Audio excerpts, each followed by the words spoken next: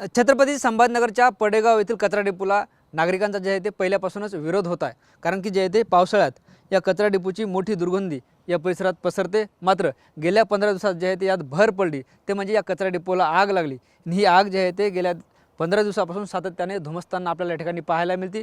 त्यामुळे जे आहे ते या ठिकाणी हवेचं प्रदूषण मोठ्या प्रमाणात वाढले। नागरिकांचा आरोग्याचा प्रश्न ऐरणीवर आला आहे। अनेक जे आहे ते ज्येष्ठ नागरिकांना श्वास घेण्यासाठी सुद्धा अडचणी येतात आणि आपण बघतोय महानगरपालिका असेल अग्निशमन दल असेल आग विझवण्याचा प्रयत्न करतं। मात्र असं असलं तरी ही आग आज आटोक्यात आली नाही। त्यामुळे जे आहे ते हवेचं प्रदूषण मोठ्या प्रमाणात वाढले। आपण बघतो या ठिकाणी मोठ्या संख्येने नागरिक आपल्यासोबत आहेत। त्यांच्यासोबत सुद्धा या ठिकाणी आपण चर्चा करत आहोत। नेमकं काय त्रास या सगळ्या नागरिकांना होतोय, काय सांगाल ताई? ज्या पद्धतीनं कचरा डेपोला आग लागली, तुम्ही या ठिकाणी राहत आहे, काय त्रास होतो?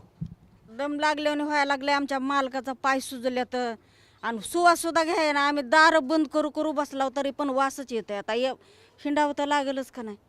हो, किती दिवसापासून सगळं सुरू आहे? लय दिवसापासून हे कचराच जावं बरं इथून हटावा। आम्हाला निष्कप परेशान केले त्या कचऱ्यानं। हो, बारकाले लेकरं सुद्धा बिमार पडायला लागले। ती घरं सोडू सोडू चालले ती माणसं। घेतलंय आम्हाला काय गरिबीशाने होतंय का घेणं पुन्हा? खरं तर काही वर्षापूर्वी शहरापासून लांब निसर्गरम्य वातावरणात तुम्ही घर घेतलं होतं, त्यानंतर हा कचरा डेपो आला, त्यात परत ही अशी परिस्थिती निर्माण झाली। खूप कचऱ्यांमुळे आम्हाला खूप त्रास आहे ह्या कचऱ्याचा आणि खूपच म्हणजे आमचे आज माणसं आजारी पडायला लागले, लहान लहान लेकरं आजारी पडायला लागले आणि दार खिडक्या बंद करून आम्ही किती दिवस असे राहणार आहेत? सरकार याचं काहीच दखत घेत नाही, काहीच नाही। आणि बरेच वर्ष म्हणजे आम्ही निसर्ग पाहूनच हे घर घेतलेलं आहे, पण इथं अचानकच कचऱ्याने केलेला आहे। आणि माझी विनंती सरकारने की हा कचरा इथून हटवला पाहिजे ना, आम्हाला खूप त्रास आहे याच्यामुळं। काय भावना आहेत ज्या पद्धतीनं ह्या कचरा डेपोला आग लागली, सातत्याने या भागातील सगळ्या नागरिकांना त्रास होतोय? देखिए, ये तो ये पहले साल नहीं है जब आग लगी है।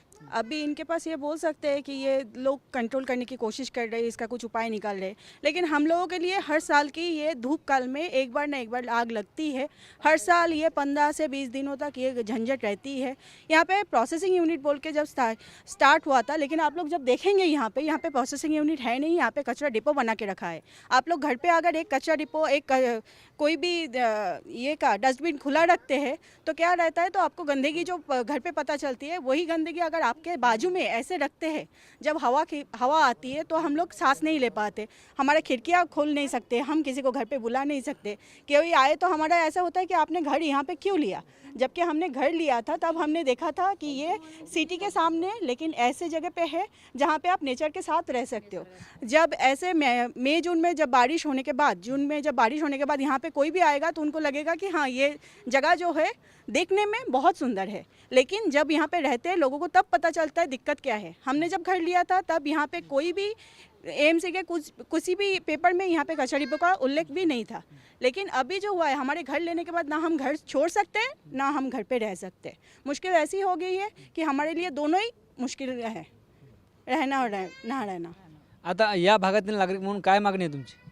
आमची मागणी हीच आहे की हा कचरा डेपो इथून हटवला जावा, कारण की खूप सुंदर वातावरण आहे इथे निसर्गरम्य आणि ते तसंच मेंटेन राहावं। त्यासाठी आम्हाला आमची एवढीच मागणी आहे की हा कचरा इथून काढलाच पाहिजे। हो। काय सांगाल, या ठिकाणी जे या सोसायटीत जवळपास 200 कुटुंब राहतात, परिसरात सुद्धा अनेक घर आहेत, काय त्रास होतो नागरिकांना? आता आम्हाला त्रास तर असं होतो, आता मॅडमने सांगितलं आम्हाला श्वास घेण्याचा त्रास होतो, धाप लागते। त्याच्यानंतर आम्ही अन्न जर वाढून घेतलं तर ते अन्न फक्त 2 मिनिटामध्येच खराब होतं, ते खावंसं वाटत नाही आम्हाला, इतकं अन्नावरती प्रक्रिया त्याच्यात मळमळ होते। ते अन्न खाल्लं की आम्हाला मळमळ व्हायला सुरुवात होते। त्याच्यानंतर एवढे श्वासच असा आहे आम्हाला की ह्या श्वासामुळे गुदमरून जायला होतं। कालच माझ्या पत्नीला मी ॲडमिट केलं होतं, जवळजवळ त्यांना BP लो झाला होता। आता तो BP केवळ त्याला कारण म्हणजे एकच आहे, हो एकच कारण आहे। त्याच्यानंतर इथे ही आग लागते की लावली जाते याचा काही उलगडा होत नाही। हे मुद्दाम केलं जातं की बाबा एक दाखवलं जातं की आम्ही प्रोसेसमध्ये आहोत आणि तुमच्या समस्या आम्ही दूर करण्याचा सतत प्रयत्न करत आहोत, पण मी आग लागते की लावली जाते याचा उलगडा मात्र होत नाही। ही आमची समस्या आहे। पण आमचं आता असं म्हणणं आहे की हा लवकरात लवकर इथून हा कचरा डेपो हटवण्यात यावा। त्याचप्रमाणे आमच्या इथं एक उद्यान होत आहे, सफारी पार्क ज्याला आपण म्हणतो, सफारी पार्कवरती जवळजवळ ते 300-350 एकरमध्ये सफारी पार्क इथं उभारला जातो आहे। त्याच्यावर खर्च जो 3-3.5 कोटीचा खर्च आहे. तिथं जे पक्षी येणार आहेत ते पक्षी देखील या श्वासामुळं ह्या दूषित वातावरणामुळं मरून जाण्याची शक्यता नाकारता येत नसल्यामुळे आणि तो सफारी पार्क इथं सुरू व्हावा अशी आमची मनोमन इच्छा आहे. आणि आमचं इथल्या सर्व रहिवाशांचं 200 कुटुंबियांचं जीवन सुसह्य व्हावं अशी आमची विनंती आहे. त्याकरता जो सुसह्य होण्यासाठी इथून हा कचरा डेपो हटवला पाहिजे अशी आमची इच्छा आहे.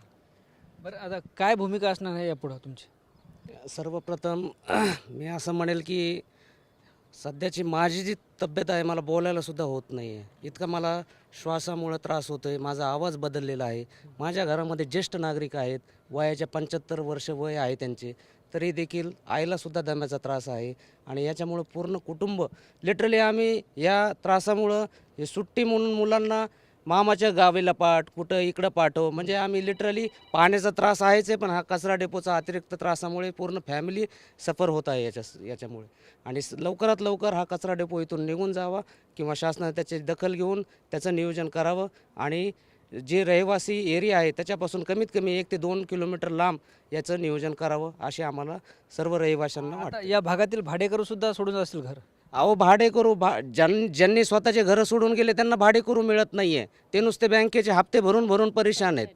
त्याला भाडेकरू भेटना, भाडेकरू भेटला तर तो राहत नाही आहे. 1-2 महिन्यामध्येच ते लगेच दुसरीकडं बघतात आणि सोडून देतात. म्हणजे विनाकारण प्रॉपर्टी घेऊन त्याचा उपभोग न घेणे हा इतका त्रास लोकांना होत आहे. निश्चित आपण बघतोय हे सगळे पडेगाव परासील नागरिक होते.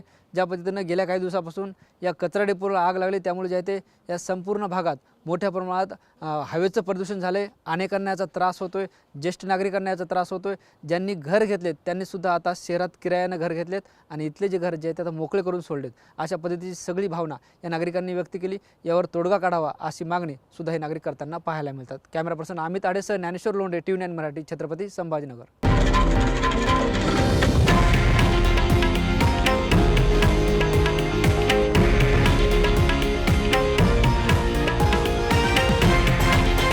हे आहे देशातील नंबर 1 न्यूज नेटवर्क आणि आपण पाहत आहात TV9 मराठी, एकमेव.